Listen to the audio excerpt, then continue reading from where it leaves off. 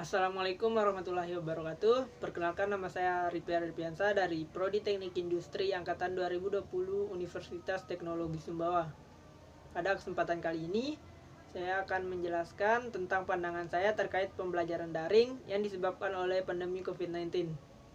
Jadi, menurut pandangan saya, pembelajaran daring ini ada dampak positif serta dampak negatifnya.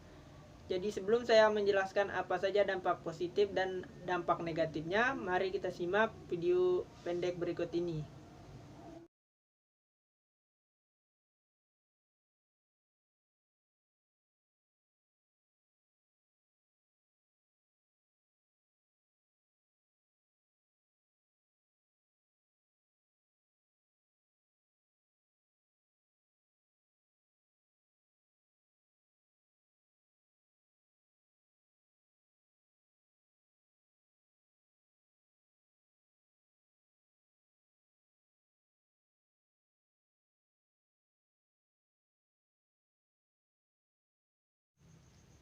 Jadi dampak positif dari pembelajaran daring menurut saya yang pertama, dapat memberikan banyak waktu bagi kita bersama keluarga karena kita tidak perlu lagi pergi ke sekolah ataupun ke kampus karena kita dapat melakukannya dari rumah saja.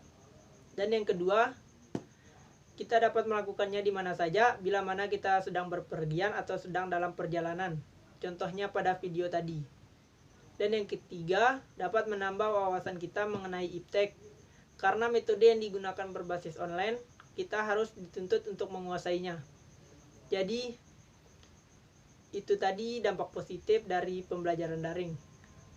Adapun dampak negatifnya sebagai berikut.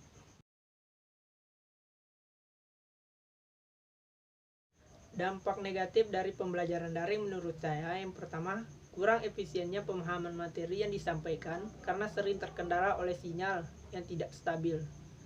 Yang kedua, fokus yang terbagi. Karena metode daring seringkali kita menjadi tidak fokus karena faktor di sekitar kita, baik itu suara kendaraan ataupun yang lainnya. Dan yang ketiga, kurangnya kesadaran siswa ataupun mahasiswa tentang materi yang disampaikan.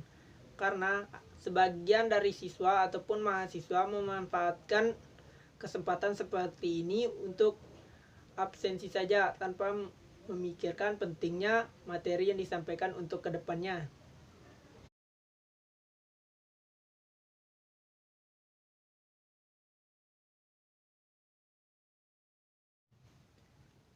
Adapun dampak yang saya rasakan sebagai mahasiswa, yang pertama, kurangnya interaksi sosial dengan teman seangkatan saya.